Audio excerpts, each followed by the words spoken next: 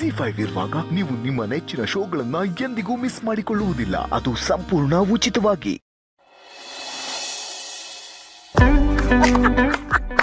ಗೆಳೆಯ ಸೂಪರ್ ಕಣ, ಬರೀ ಸೂಪರ್ ಅಲ್ಲ, ಫ್ಯಾಂಟಾಸ್ಟಿಕ್. ಕೊನೆವ ದೇವ್ರು ನನ್ನ ಆಸೆನ ಈಡೇರಿಸ್ಬಿಟ್ಟ ಕಣ. ಏನಾಯ್ತು, ರಾಜೇಂದ್ರ ಭೂಪತಿ ಬದುಕಿರೋವಾಗ್ಲೇ ಅವನ್ ತಿಥಿ ಆಗೋಯ್ತು. ಅವನಿಗೆ ಬೆಲೆನೇ ಇಲ್ವಲ್ಲೋ ಪಾಪ.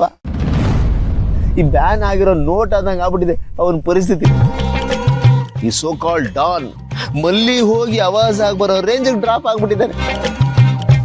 ಮುಂದಕ್ಕೆ ಅವ್ನು ನೋಡಿ ಯಾವನು ಹೆದರ್ಕೊಳ್ಳಲ್ಲ. ಕನ್ನಡಿಲಿ ಅವನ ಮುಖ ಅವನೇ ನೋಡ್ಕೊಂಡು ಹೆದರ್ಕೋಬೇಕಷ್ಟೆ.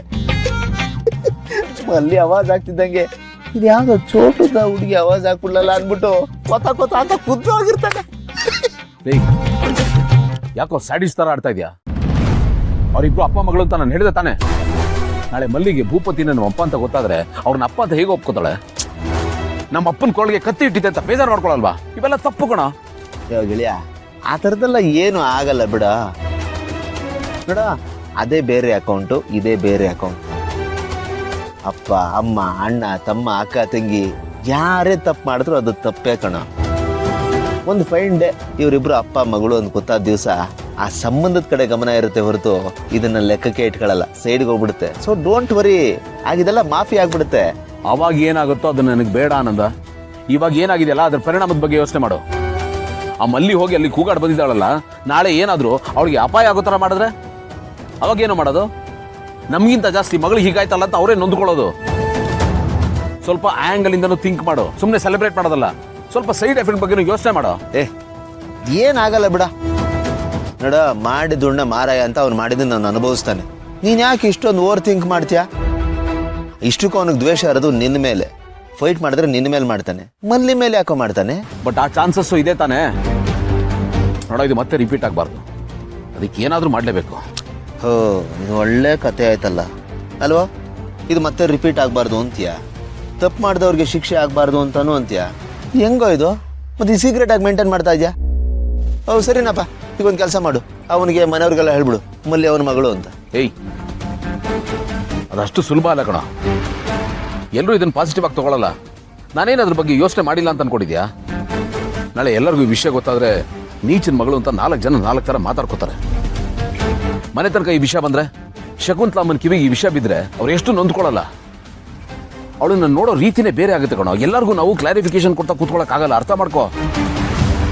ಇದು ಒಳ್ಳೆ ರೀತಿಯಲ್ಲಿ ಅಂತ್ಯ ಕಾಣಬೇಕಣ. ಅದಕ್ಕೆ ಹೇಳ್ತಾ ಇದ್ದೀನಿ, ಪ್ಲೀಸ್ ದಯವಿಟ್ಟು ಈ ವಿಷಯ ನಿನ್ನ ಯಾರ ಹತ್ರನೂ ಮಾತಾಡಬೇಡ. ಆಯ್ತು ಬಿಡಪ್ಪ, ಈ ವಿಷಯನ ನಾನು ಯಾರಿಗೂ ಹೇಳಲ್ಲ. ತಲೆ ಕೆಡಿಸ್ಕೊಂಡು ಟೆನ್ಷನ್ ಮಾಡ್ಕೊ.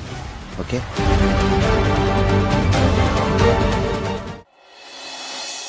ಅದಾಗಿರ್ಲಿ, ಭೂಪತಿ ಅಂಕಲ್ನ ಮದುವೆ ಮಾಡಿಸ್ತೀನಿ ಅಂತ ಹೇಳಿದ್ರಲ್ಲ, ಯಾವಾಗ ಮಾಡಿಸ್ತಾರಂತೆ? ಗೊತ್ತಿಲ್ಲ ಬೇಬಿ, ನೋಡೋಣ, ಕೇಳ್ಬಿಟ್ಟು ಹೇಳ್ತೀನಿ ನಿಮಗೆ. ಏನ್ ಜೈ ನೀವು ಇಷ್ಟೊಂದು ಕೇರ್ಲೆಸ್ ಆಗಿ ಹೇಳ್ತಾ ಇದ್ದೀರಾ? ಕೇರ್ಲೆಸ್? ಇಲ್ಲಪ್ಪ, ಐ ಆಮ್ ಸೀರಿಯಸ್. ಏನು ಬೇಬಿ, ನಿನ್ನ ಮದುವೆ ಆಗಿ ಮನೆ ತುಂಬ ಒಂದು ಚಿಕ್ಕ ಬೇಬಿ ಕೇರ್ ಓಪನ್ ಮಾಡೋಣ ಅಂತಿದ್ದೀನಿ. ನಾನು ಕೇರ್ಲೆಸ್ ಆಗಿ ಮಾತಾಡ್ತೀನಿ? ಹಂಗೆಲ್ಲ ಮಾತಾಡಿ don't hurt my love, you know. Sorry, ಸುಮ್ಮನೆ ಮಾತಿಗೆ ಹೇಳಿದೆ. ಒಟ್ಟಿನಲ್ಲಿ ಈ ಸಲಿನಾದರೂ ನಾನು ಇಷ್ಟಪಟ್ಟಂಗೆ ರೆಡಿಯಾಗಿ ಮದುವೆ ಆಗಬೇಕು ಅಷ್ಟೇ. ಎಲ್ಲ ಆಗುತ್ತೆ.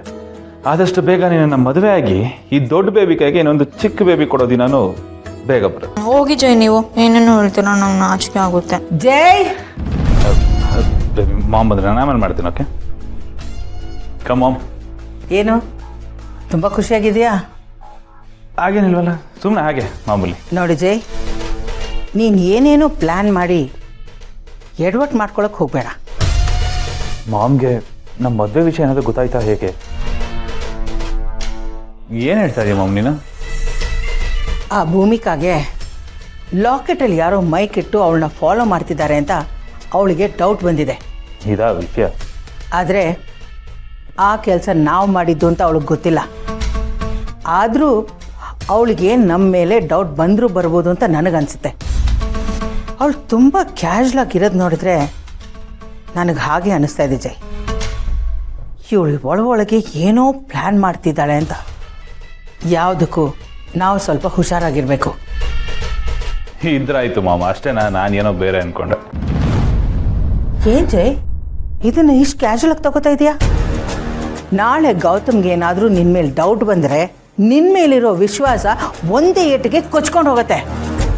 ಹಾಗೇನಾದರೂ ಆದರೆ ನಿನಗೊಂದು ಒಳ್ಳೆ ಪೊಸಿಷನ್ ಕೊಡಬೇಕು ಅಂತ ಅವನು ಅಂದ್ಕೊಂಡಿದ್ದಾನಲ್ಲ, ಅದೆಲ್ಲ ಬರೀ ನಿನ್ನ ಕನಸಾಗತ್ತೆ.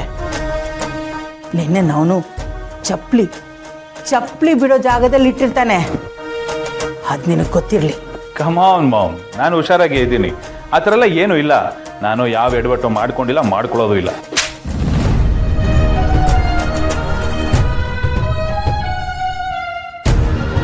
ಮಾಮ್, ಏನ್ ಮಾಮ್, ನೀನ್ ಮಾಡ್ತಾ ಇರೋದಲ್ಲ ನನಗೆ ಗೊತ್ತಾಗಲ್ಲ ಅಂತ ಅನ್ಕೊಂಡಿದ್ಯಾ?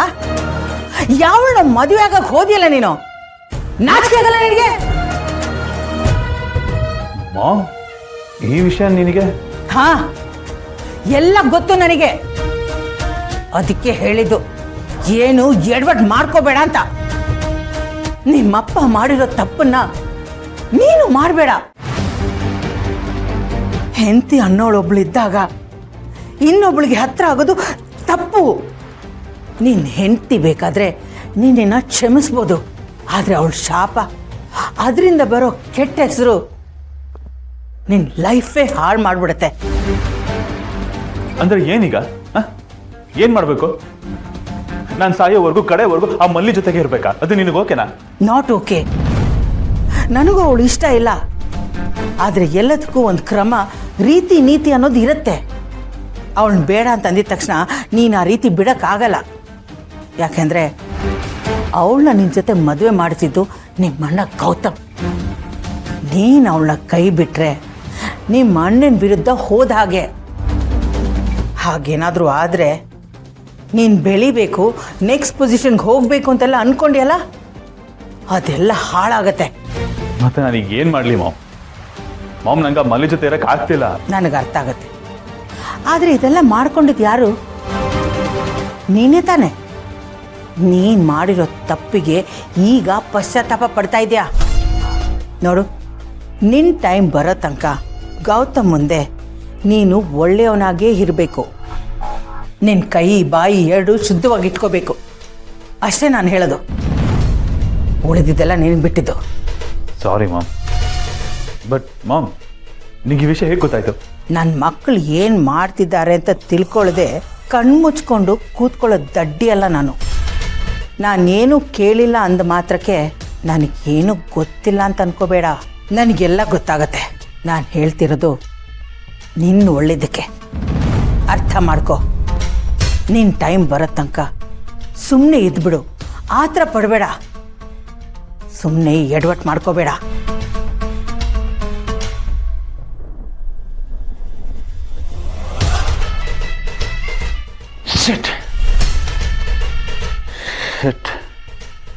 ಎಷ್ಟು ನೀಟಾಗಿ ಪ್ಲಾನ್ ಮಾಡಿ ಎಕ್ಸಿಕ್ಯೂಟ್ ಮಾಡಿದ್ದೀನಿ.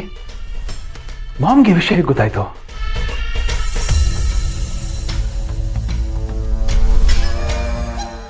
ZEE5 ಆಪ್ ಡೌನ್ಲೋಡ್ ಮಾಡಿ ಎಲ್ಲಾ ಸಂಚಿಕೆಗಳನ್ನು ಸಂಪೂರ್ಣ ಉಚಿತವಾಗಿ ನೋಡಿ.